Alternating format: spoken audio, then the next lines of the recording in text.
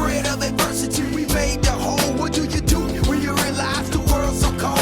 There's a path called righteousness, but it's littered with snares. Approach with caution, and we feel it's God's hands to break. Falling away, got us going astray. We in the valley of decision, help us find our way. My people destroyed for lack of knowledge. How can that be? Mama spent 30 grand on college. The inner man in us seeks for greatness, but truth is like a gem hidden in the field. It's evasive. Who will prevail to open up the book? Who will excel into the veil and take a look? To those that have an ear, let them hear. Blindness and part is happening to us, but clear vision is near, man. We are entering the veil. Take hold, we are entering the veil. Thank you for joining us, and welcome to Entering the Veil. The veil represents the separation between the holy and the most holy. Although the veil was torn in two, a separation still exists to this day due to our falling away from the sound doctrine originally delivered unto us via the Holy Bible. What this means is there is now a spiritual veil over the eyes and ears of the general public, causing a separation where none should exist. We are committed to helping guide as many people as possible along the spiritual path of entering the veil.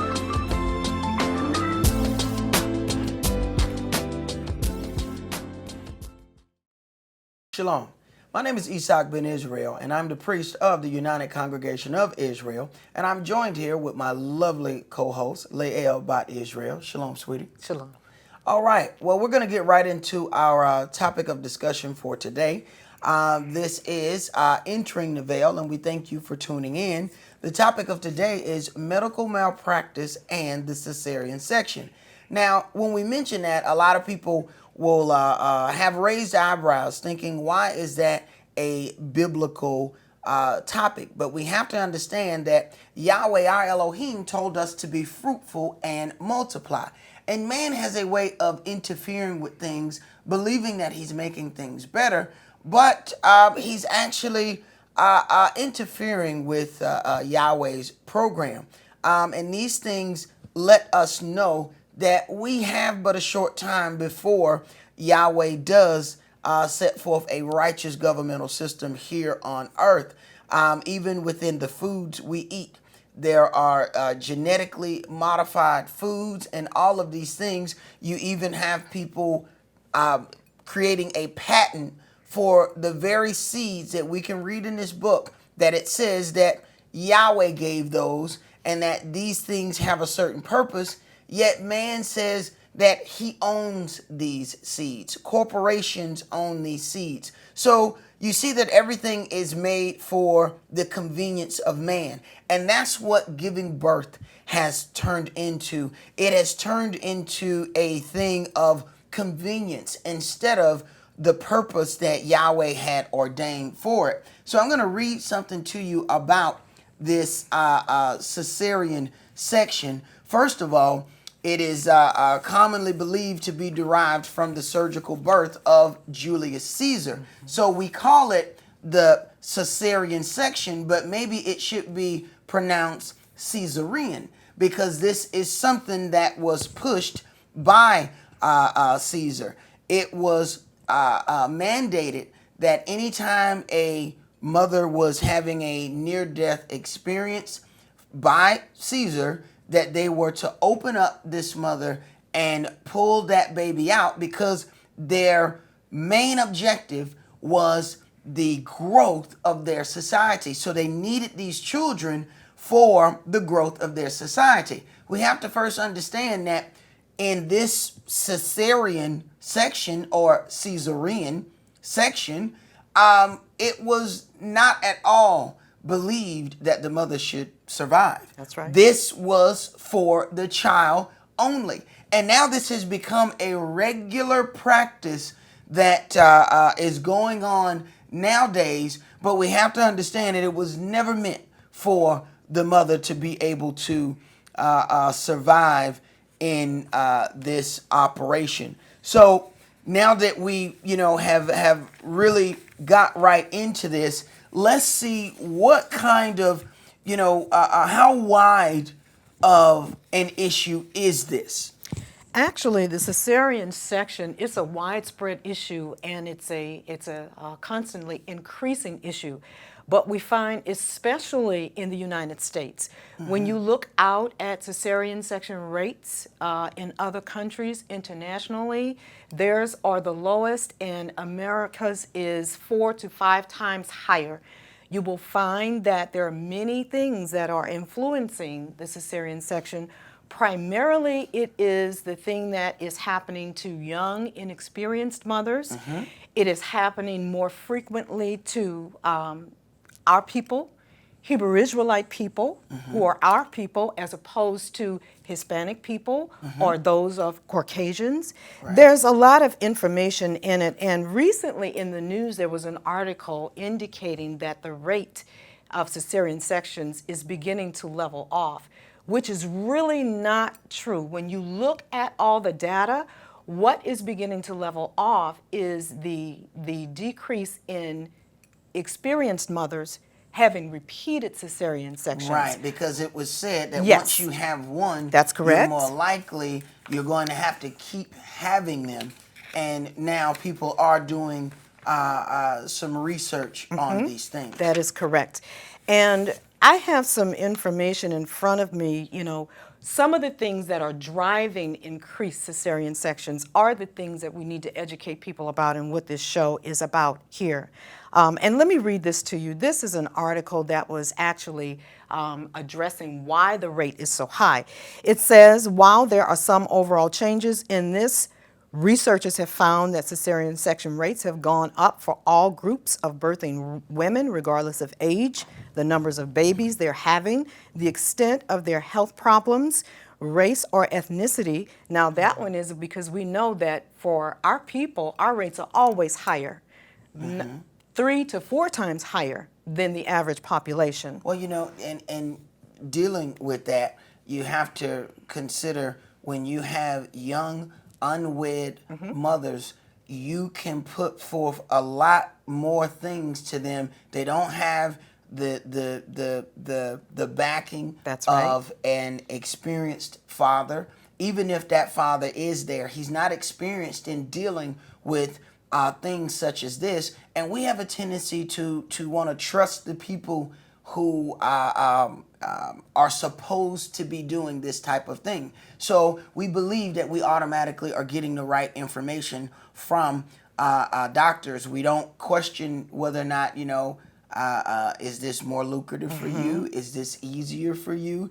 We automatically just want to believe that they have our best interests at heart. And when you're dealing with young people, they don't have the information to be able to ask these questions. So a lot of times we fall victim merely because of that. And you don't want to, there's this stigma that happens that you are about to cause some damage to this mother if you ask these questions. So that alone causes the young mothers to just back up. And even if the father, this young father, feels that, something is not right, he doesn't have enough information to stand on it when that woman starts saying she's in pain.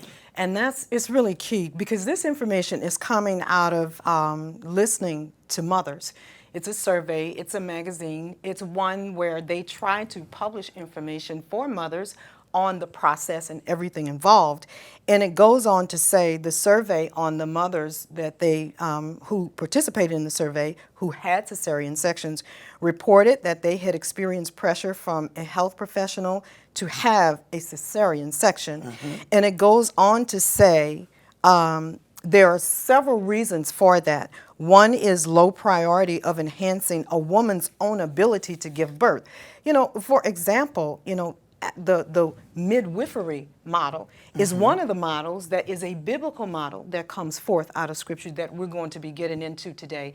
And it's the reason why this topic is important for mothers to understand that this process is one that is biblical if we understand what we're reading. Correct. They're no longer using the things that I used to hear coming up where if a baby was actually in a breech position, with butt first or feet first, that they would actually use the hands to actually turn that baby, which was safer for the mother, it was safer for the baby. They're no longer encouraging that and doing that. Another reason is the side effects of common labor interventions.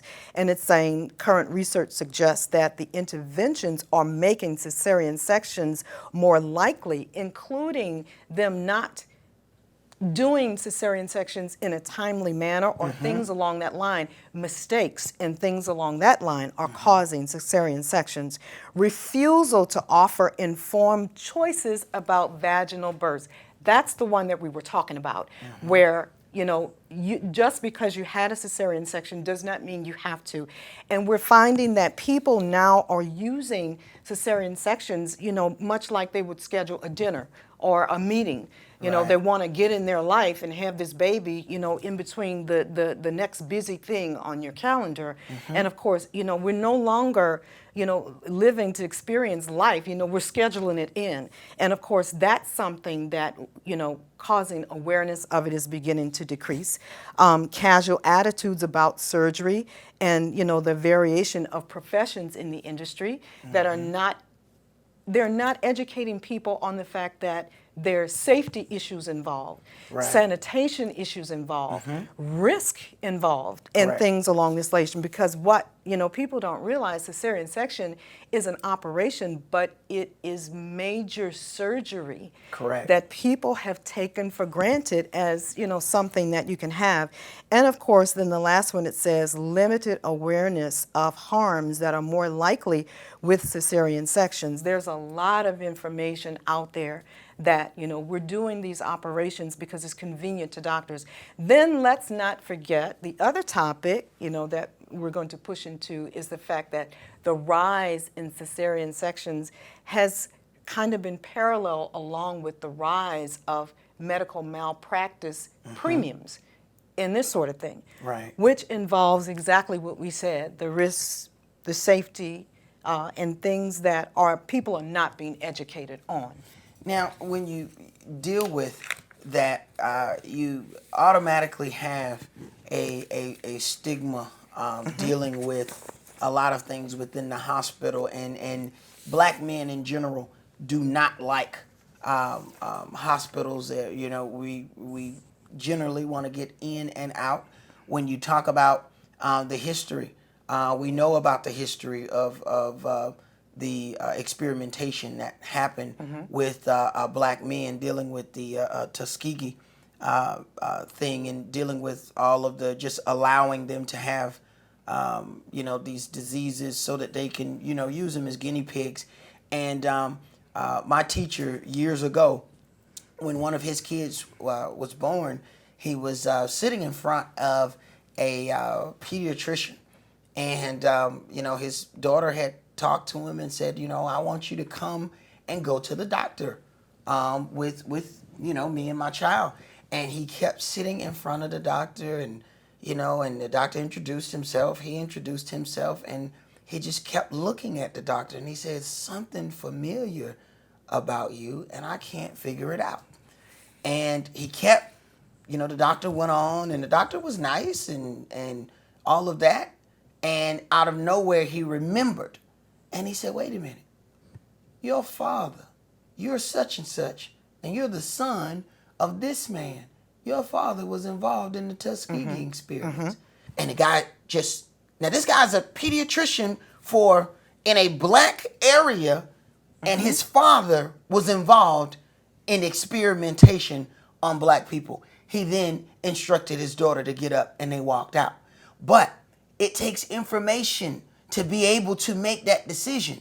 So, because there was a good bedside manner and the person smiled and they were articulate and they spoke well and all of this, you have to consider where that comes from. And I want to read something in dealing with that. I want to read something in Exodus chapter 1. And we're going to go, we're going to get back into this. We're going to deal with this several times before we finish, because we have to explain why this is such a big issue. Now, we know, everybody knows that it was said, be fruitful and multiply. Right. When you deal with how our families are today, they are not how our families used to be. My grandmother is one of 19. It was customary back then to have large families. If you have more than two kids now, people look at you strange when you show up to events. They look at you like, where did all of these kids come from? Right. But that's not how it used to be. So now, but our kids were a benefit. Our people ended up coming out of slavery. Our people ended up going into this sharecropping lifestyle, where even within sharecropping was a little small extension of slavery. Of course. But the more kids you had, the more beneficial those kids were to you. So it was the more you could do from within that family, and all of that money went to that family. So the kids were an asset. In today's society, the way things are set up, it's not a benefit anymore. So now you have organized institutions, Planned Parenthood, all of these things that are meant to make sure that we are not reproducing the way that we used to reproduce before. This is why, there are certain, church organizations that would protest about the handing out of condoms to unwed people. Well, it was a push to make sure that the population, especially inner city population, would not keep growing. So I'm going to read something to you in Exodus chapter 1, and I'm going to start at verse 7.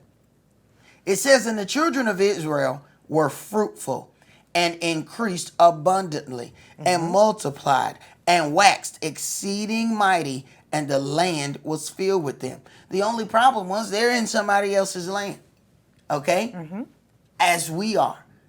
We are not, understand, we were brought here to this land, and I overheard, I was driving out in a real rural area, and I was passing through somewhere toward Louisiana, Arkansas area, and I got tired of listening to all my CDs. I turned on the radio, and I heard a conversation, and they never said that it was about blacks or anything. They were, very professional with the conversation, but the conversation was about population control. And I was stunned. Now here it is, I'm ready to, listen to my music. This was, years ago. Now, as I start listening to this conversation, they're breaking down the various forms of population control. And these various forms are, prison and making sure that they cut away the conjugal visits. That's right. Because there was still reproduction happening in those things. And I'm listening, and it becomes very clear that these are people talking about controlling the population of this so-called African American, who really is an Hebrew Israelite, but we are not aware of that in mass. So I'm listening to this, and I'm hearing all of the various methods of controlling our population. And I'm stunned. Now, first of all, I'm not supposed to be in, the backwoods of Arkansas at that particular time. I'm just passing through. And I get tired of my CDs, so I just, how many times do you just keep going down the dial of the radio? You don't do that. And I just happened to do it. And I got stuck. And I listened to it until I rode out of reach of that station. But I got a good amount of understanding from listening to this talk radio station. So consider that as I read this, that there is organized population control happening within this system of things that we operate in today. All right. Verse 8. Now there rose up a new king over Egypt, which knew not Joseph. And he said unto his people, Behold, the people of the children of Israel are more and mightier than we. They had multiplied too much. Now, listen to what they say. Verse 10. Come on, let us deal wisely with them, lest they multiply And it come to pass that when there falleth out any war, they join also unto our enemies and fight against us, and so get them up out of the land. So now the Egyptians sought out to find a careful way to dispose of our people. Now we say that would never happen in America. Does anybody remember anything about these little world wars that they had? Okay, within these little world wars, they had Asian Americans here. Now, what happened to those little Asian Americans when they went to war? They put them all together in little concentration camps. They don't even talk to you about these things. These people didn't do anything. These people did absolutely nothing. But when there would arise war, they felt a certain way. Let's put these people up so that we can watch these people. Least when a war break out, they would join with our enemies. Wait a minute. The same thing is right here in our book. See, the same thing is here. And understand, all of this is common knowledge when these wars take place. Okay? So keep that in mind. They didn't just do that just to do that. This is a strategy of war. All right? Verse 11. Therefore, now this is the way in which they will do these things. Therefore, they did set over them taskmasters to afflict them with their burdens. And they built for Pharaoh treasured cities, Pithom and Ramses. Okay? So the first way to try and decrease the population, let's get them so occupied with work. Of course. Does that sound like anything? It describes our current environment in Exactly. society. Of course it does. We work to go back to work. We work to make sure we get enough rest the next day so that we can go back to work. Okay, we're going to get into some of these organized forms of population control that was being enacted at this particular time. Verse 11, it says, therefore they did set over them taskmasters to afflict them with their burdens. And they built for Pharaoh treasured cities, Pithom and Ramses. So their way of causing this population control was to make sure that they worked so much that they did not have enough time and possibly resources to make sure that they would not keep reproducing. And that sounds exactly like our lives in this particular society. We work just so we can go to work the next day. Now, verse 12 says, but the more they afflicted them, the more they multiplied and grew. So that organized form ended up backfiring on them, which means that now it has to take another aggressive step, because just working them hard was not enough for them to cause that population control. But we're going to get a little bit deeper into that a little bit later. First, so now we want to go and deal with some of this whole medical thing, because after this didn't work, there was a step that they went to make sure that they could control that population. And it's directly related to what we're going to get into now. Right. It's all the stats. Let me read a little bit about this. Is an article that was in June 27th in the news by the CDC. And while it also said, I mentioned that earlier, it talked about the rate actually staying level. The reason that it is because recurring cesarean sections for mothers who have initially had a baby are the things that they are rethinking. The rates for new mothers are continuing to rise, but the information in this article is key. And this is what the CDC says. A C-section is major surgery with risk of infection and, in very rare cases, death. Recovery time is longer than with a vaginal delivery, and the babies can be more likely to have breathing difficulties and other medical problems. For decades, the operations were done only in a small fraction of births, usually only when a fetus was in danger, as we mentioned. In 1970, the U.S. rate was only 5% of all births. By 2009, about 1/3 of births were C-sections. Experts say many factors drove it up, and we talked about some of those. But as we said, that rate, of course, has stopped climbing because of the attention being called to it. Safety, the risk of safety is up at 95% right now, and it's primarily because of the exposure of unclean hands, the risk of going into hospitals where other patients are sick. It exposes mothers to disease. Sanitation, of course, is a part of that safety, and of course infection control, where they say 1 out of 10 patients actually acquires an infection, a serious infection, from having a cesarean section, and that's due to some of the risks of cesarean section being they're not timely, so there's oxygen deprivation for the babies, which is a serious problem in their birth, their growth and development. Injury to the baby or the woman's body, including the womb. Sometimes when they do the surgery, organs are nicked. It damages the womb and other reproductive organs and things along this line.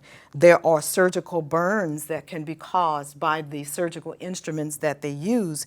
And of course, then there's sometimes failure to prevent the postpartum hemorrhaging that we talk about, where they use Pitocin, that we're going to get into a little later. But these are some of the things that we fail to consider when we talk about cesarean sections. But one of the things is key is the actual medical symbol itself, called the caduceus, which is actually a symbol that is very, very key in Roman and Greek mythology. It's called the kerykeion in Greek, and of course the caduceus in I'm not sure what language that is. But normally you see it as a rod with 2 serpents entwined around it. That's the caduceus. But there's also one that appears in mythology that is a rod with 1 snake, and that's called the rod of Asclepius. And of course, that particular one was used more as a symbol of commerce. But make no mistake, commerce, it is medical commerce. The two are entwined, and in the United States, the commerce portion of this symbol is the thing that's overtaking the industry. And of course, like we said, there are spiritual reasons behind that.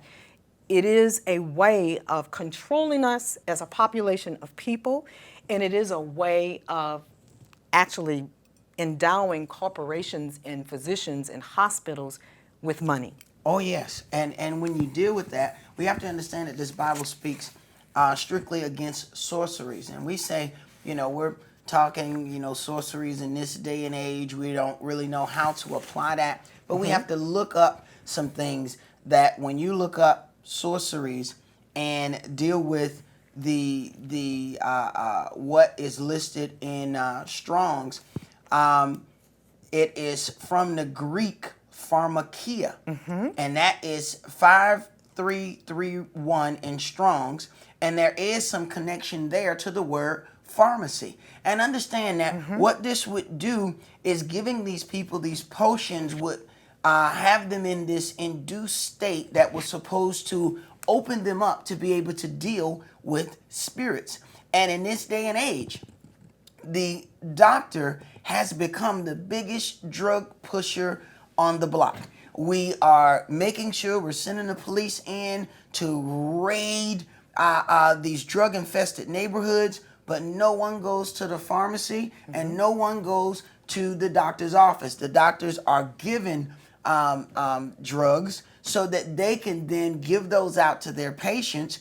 And consider, there are drugs that we've heard of many a times that they have barely been on the market, and then next thing you know, you see some lawyer standing up saying, have you used this drug? Have you suffered this or you've suffered that? Then join part of this class action lawsuit and get money. And it's like, wait a minute, that drug was just out. They were just talking about this drug. My doctor was openly passing this drug out. Right. They are getting kickbacks to pass these drugs out, which is why I use the term drug pusher. The pharmaceutical company would be the drug dealer, which then makes the doctor the drug pusher, because he's pushing those things. So when you talk about now that there have been laws passed that cap how much reward someone can get from using bad drugs, it then becomes financially lucrative. If you're going to make $4 billion from selling what you know causes harm, and then they can only sue you for $100 million. You know, and what's key about all of that too is that in the Bible we have examples of what it is we should be looking to in delivering babies, and we're about to get into some of that. I wanted to briefly mention just before we move on that you know, one of the things we were talking about, the symbol of commerce in medicine, the caduceus. Actually, you can find that in Numbers chapter 21. Verses 4 through 9, and I'm just going to read a little bit about that. I'm going to skip through it and read through it very, very quickly. Verse 4, and they journeyed from Mount Hor by the way of the Red Sea to compass the land of Edom, and the soul of the people was much discouraged because of the way. And the people spake against Elohim and against Moshe, where have you brought us up out of Egypt to die in the wilderness? For there is no bread, neither is there any water, and our soul loatheth this light bread. And Yahweh sent fiery serpents among the people, and they bit the people, and much people of Israel died.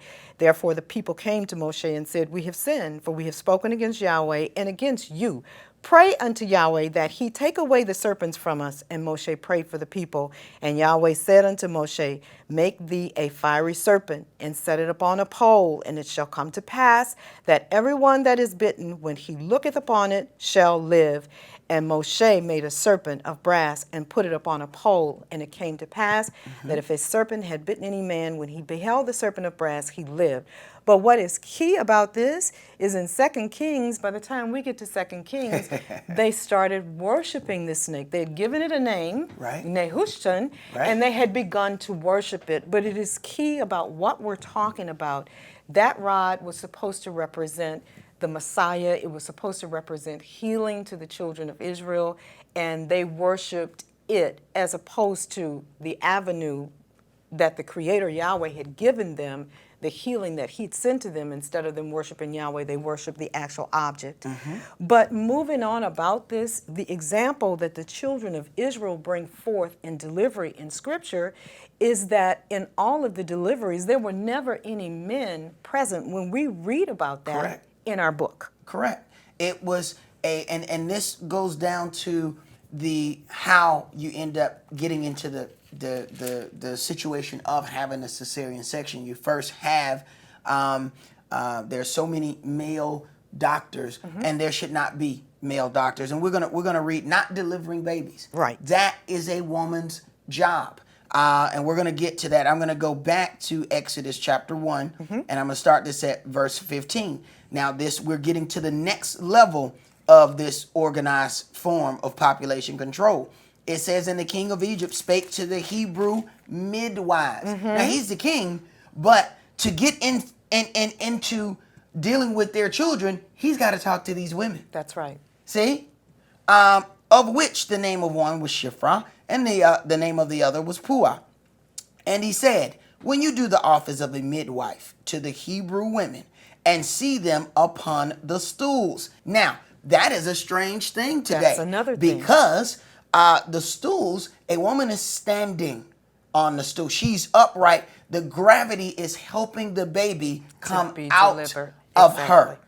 What do they do today? They lay you down and sit you in a bed. Which makes the delivery harder. Of course it does. So he's saying, when you see them upon the stools, if it be a son, then you shall kill him. But if it be a daughter, then she shall live. Verse 17, but the midwives feared Elohim and did not as the king of Egypt commanded, but saved the men, children alive. And we know that the main attack, even here today, is made on the men, because the women will be absorbed into the culture. Because even what this book says, that the seed belongs to the man. I know that people are saying, I'm this through my mother. There's no such animal, because the man is the one that holds the seed. So if they could kill off all the men, the offspring of whatever women are left over will be the offspring of their fathers. This is how you take over, totally take over a group of people. And when you deal with this, you find out there are no men here. So the man would not have, if there was a man, another woman wouldn't be able to kill the son. Right. A man is not going to step aside and let a woman kill his child. So this lets you know that there's a woman in a compromising position because she's having a baby, then that would allow the other woman to have power over her. And one of these things is that a man is not supposed to be seeing the nakedness of another man, which also includes his wife. That's right. Because they are joined together as one, another man should not be delivering a baby. Right. So this causes a lot of problems when you get into that. And we'll just briefly even describe how we connect those. If you read in the book of Job, and it talks about everything was given to the adversary to be able to harm him. But it said, but you must save his life. Right. So all the kids were killed. Who lived? Only him and his wife. So, but what was openly said? It said, the you can touch whatever, but you can't touch him. So why was she saved? Because according to what it says, to become one, that was his life. Once he married her, that was his life. The adversary couldn't touch her, but he could touch the kids. So that was also a part of his nakedness. And that is written when you get down into Leviticus and the laws concerning how we are to deal, that a man shall not see the nakedness of this man's wife. So how we are allowing our babies to be delivered is a problem all in itself. Now, the next part of this was the stools. Yes. Okay? So when we talked about how, now these are people, they don't have modern medicine. We're talking Exodus here. And they got sense enough to stand up when they're having the baby. Right, and use a birthing stool. Right. But yet we're so educated. We have doctorates and we got PhDs and DDSs and DD whatever. We got all these letters, A, B, C, D, H, all this kind of stuff behind our name. And we feel proud of it. These uneducated people had enough sense not to lay down when having a baby come out of you. Right. I had a situation where the doctor was saying one thing in the delivery of one of my children. And there was a Jamaican woman that was there. Now, the nurses are not allowed to go over the doctor. They have strict instructions. But we said, no, we're not going to do this. Mm-hmm. And the doctor would push, and this is how they scare people, telling you, well, you're going to have to sign this paper saying that you may cause harm to the baby. Yes. Now, after the doctor walks out, the little Jamaican lady said, you did the right thing, man. Mm-hmm. Of course. But she couldn't say that while he was there. She had to slide over to me. Okay? You did the right thing. What? Right. But there was something that she knew, but she wasn't able to go against the doctor to say that. Right. So now that leads us to this Pitocin thing. So let's deal with a little bit of that, and it deals directly with this laying down. It does. And you know, what's key about that is in Pitocin, there's a story, really. We were talking earlier about one of the things in Cesarean section is their failure to stop hemorrhaging, you know, once you have the birth, and including, you know, from the Cesarean section. And Pitocin is one of those drugs. And it is a story. And there are two birth stories, actually, birth stories of complicated births in the book of Genesis. One was the birth of Leah delivering Benjamin in Genesis 35, and the other one was Tamar. When she was bringing forth her twin, she had a breech birth, and I'd like to read a little bit about that. But the one in Leah is really interesting because that is one of the instances where you would use Pitocin. And before I turn that over to you, let me just read this very, very briefly. There was a story, a nurse in Corpus Christi, Texas. She said after she became a midwife, when she read the Bible, she realized that that story of Rachel was a woman who was in a situation where she was hemorrhaging. And she talks about, and she says, in this situation that Rachel had, in such situation, blood loss is most likely the cause of her death, because Rachel, if you read the story, she had been traveling. They were running from the city of Shechem when she was giving birth because of what had happened, because of the situation with Dinah, and they killed all the males in the city. And it said she had been traveling, and it caused her to have a difficult delivery. I can imagine she was exhausted from the delivery of her baby and from the travel. Maternal exhaustion after a difficult birth is possible because of uterine atony, which is the uterus becomes soft and it fails to contract. And in that instance, they usually deliver Pitocin, which is supposed to help the woman with the contractions. However, there are manual ways that you can do the same thing. And one of the things that midwives will educate you about is stimulation of a woman's breast. Right. The nipples will help to stimulate the uterus so that the uterus does its job. And you don't Right. have to use Pitocin. And Right. having said that, now I'll turn that over to Now, you. and even to go how this is something that was created by Yahweh.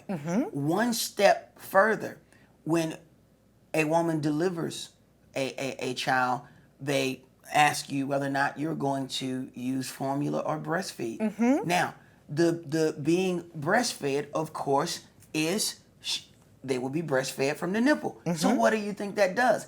That ends up pushing everything. The woman's body starts contracting, and her uterus and all her insides start to heal fast because of breastfeeding the child. Which they don't encourage in today's Exactly. society. It is not encouraged today. It is discouraged. But this is the way that Yahweh has this set up. Correct. So the same thing that causes her body to heal is also the same thing that causes the body to push the baby out. Correct. So this whole thing, when you deal with Pitocin, I want to read something. It says Pitocin is the brand name for the synthetic oxytocin, combined with a small amount of chloroform derivative used as a preservative and a pH stabilized with an acidic acid. This, your body automatically makes oxytocin. Okay, so there are ways that they're going to do this. They give you this Pitocin and then tell you to lay down. Absolutely horrible. That's correct. First of all, when this Pitocin is given, it has side effects. And one of those side effects is it's going to make the labor pains hard. Yes. So now, all of a sudden, this woman has been told, so there's a process to this cesarean section. First, they lay her down, which automatically slows down the contractions. Then they give her Pitocin, which then makes the contractions Harder. hurt. Yes. They are hard, they hurt, but now she cannot get up. Now, because she's taking this, now they're telling her to lay down. Right. So now gravity can't help her. Now, this moves that woman close to accepting A that cesarean section. section. And it's interesting you said that, because in this particular article of the midwife from Corpus Christi, she said, we encourage nursing for mothers because when a mother nurses, the pituitary gland in her brain releases the hormone oxytocin, which causes the uterus to naturally contract. So Pitocin is only a synthetic equivalent of what Yahweh has already provided your body naturally. Right. You know, and moving on a little bit, I'd like to get into a little bit of this story in Tamar. We talked about Tamar having a breech birth, and I'm going to read verses 27 through 30. And it says, And it came to pass in the time of her travail that, behold, twins were in her womb. And it came to pass when she travailed that one put out his hand, and the midwife took and bound upon his hand a scarlet thread, saying, This came out first. Now, normally we know that the hand or foot or the butt is not supposed to be the first thing to exit the womb. Mm-hmm. Verse 29, and it came to pass, as he drew back his hand, that, behold, his brother came out. And she said, How has you broken forth? This breach be upon thee. Therefore his name was called Pharez. And afterward came out his brother that had the scarlet thread upon his hand, and his name was called Zerah. And of course, this is an instance where, you know, she was giving birth, and of course the hand came out. The hand, that's a breech birth. You know, the first thing that is supposed to come out is the head. And of course, using manual means of turning the baby when you're dealing with breech situations is the expertise of a midwife. And they were very experienced in Yes. doing Yes. these things that are no longer done in our medical society in Now- having deliveries. And now it's key that you say that, because a lot of people are starting to turn back to deal with these midwives, because it is a much more personal form of dealing with things. Now we know that because of what Yahweh has designed, it says that there was supposed to be some pain after what happened in the garden. There was some pain associated with childbirth.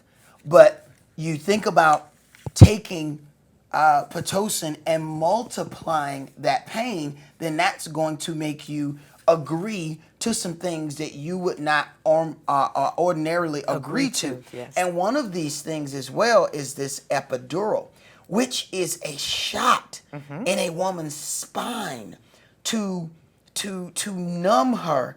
And once again, because we're having situations where we have young mothers unexperienced, they are bringing, there's countless story after story, and I have experienced a situation where a young mother will be given this epidural, and they bring in students. Yes. And bringing in students, first of all, this is a very, very dangerous procedure. It is. You know, this woman can be paralyzed if they do this shot wrong. And there are several instances where a woman has gotten 2 and 3 of these shots because they didn't do the shot right in the right place. But who is that happening to more? Us. Yes. You see? Because not having that understanding and not knowing, why do you think when we, and we have a graphic for that ratio of why those things happen to this so-called African American more than it happens to other people. When you have those young people in there, we are not questioning these doctors. We're not requiring them to explain things. We're just taking their word for it, and it is putting some very, very dangerous circumstances among our people. And that one thing that we spoke of, that coercion, saying that if you come against this, you're going to need to sign these papers. You're going to need to do all of these things, saying that you are going against the doctor's wishes. When in one of the birth of one of my children, we walked in and it was said to us, "Are you here to have a scheduled cesarean section?" That is correct. What kind of question is that? And that's the reason why we're educating our people on, talking to doctors about what your wishes are in delivery, because they will coerce you. Remember, a natural delivery, the cost of a natural delivery is about $2,200 compared to a cesarean section which runs in excess of $17,000 to $27,000. So there is definitely a monetary advantage, or there's a monetary reason why they desire to coerce people into having these major operations. I want to begin with just a little bit. We were talking about midwives and their function and history on midwifery. In 1716, one historian estimated that birth was still successful 95% of the time. Men did not attend births during colonial times as it was considered indecent, and so does Scripture. Also, there were a few doctors around. One major reason they said that doctors were becoming more involved in births was the decline of witchcraft. In 1812, after the war of 1812, medical schools began to proliferate.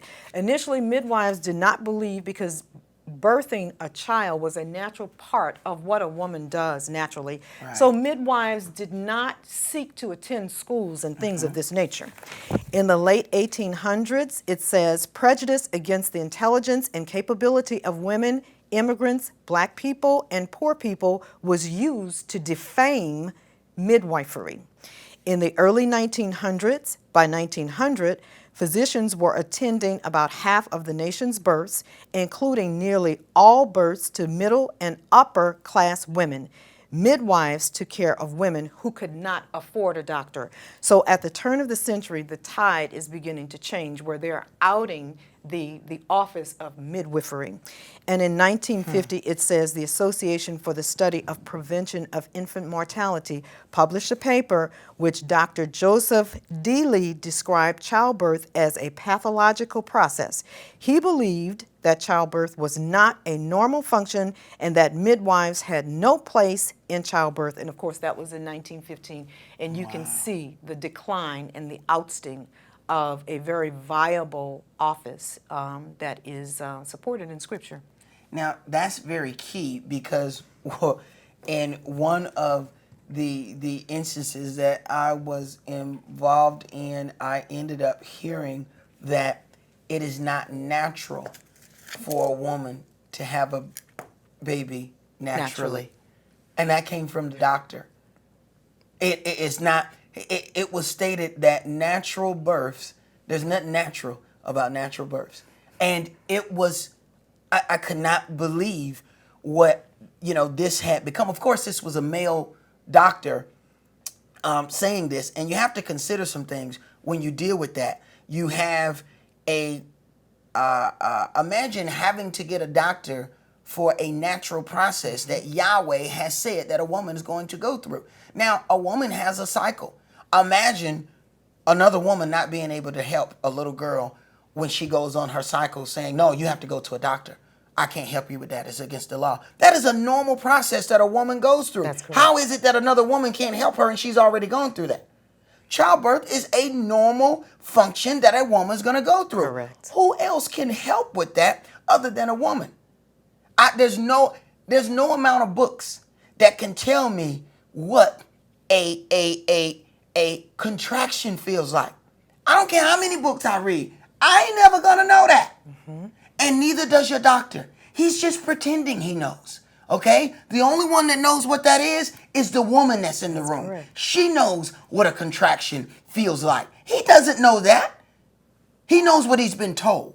So we have to consider these things, and we have to go back to what was written here in this book. We were given blessings and curses if we abided by what was given unto us to abide by. So we oftentimes, even dealing with the pain of childbirth was one of the punishments. But saying that we're going to make the pain go away by doing all of these various forms of sorcery is a direct poking of the nose at Yahweh, saying that we're going to get around what you have prescribed. And our people have tried this before, and it has never worked out for us trying to go out and go around Yahweh. I want to read something in Deuteronomy chapter 28, and it says, because dealing with the curses, okay, of not following what we were told to do. And all you have to do is look at the state of the earth, and you can tell that we have not followed what was given unto us by Yahweh. Verse 32 says, your sons and your daughters shall be given unto another people, and your eyes shall look and fail with the longing for them all the day long, and there shall be no might in your hand. This starts at birth. We already know about the slavery issue. We already know about those things, but that's happening right now today. As soon as a child is born, there's a person that comes in with some papers saying, do you want to get a birth certificate? Or they tell you it's time for you to get a birth certificate, making you believe that you have to get a birth certificate. No, you don't. You do not have to get a birth certificate. And by doing that, you then get them, they'll say, well, some more people will come by for you to go ahead and sign. You notice, people will tell you that these things are mandatory, but they always need your signature. Yes. Now, if it's mandatory, you don't need my signature, boo-boo. If it's mandatory, you can do it if I go to sleep. If I wake up, it should already be a birth certificate there. If it was mandatory, you wouldn't need my signature. You wouldn't need anything from me. See? So we don't know that we're giving our kids away. We are giving our kids away in the form of these birth certificates. So we get a usable certificate, but they have the controlling certificate, meaning that they are over our kids. See? This is why they're able to enforce certain laws saying you have done this to your child. You have spanked your child. We are going to take you to court. Why? Because you have damaged their property. How is it your property? Well, you gave me this certificate here that says that this child belongs to the state of such and such. You just get to have the usable rights to that child, but we own it because of this certificate that you've given us. So we have to consider these things. There are a lot of things that we have gone away from because we have gone away from what's written in this book. Because when they took the Bible out of schools, then they made sure that it could never be termed higher education ever again. Well, that's all we have time for on today's topic. My name is Isaac Ben Israel, and on behalf of Entering the Veil, I would like to thank you for tuning in to this evening's broadcast. That's all we have time for. Tune into our website, theuci.org, and if you want to have more information on various topics, it's always there for you. That's all we have time for. Shalom.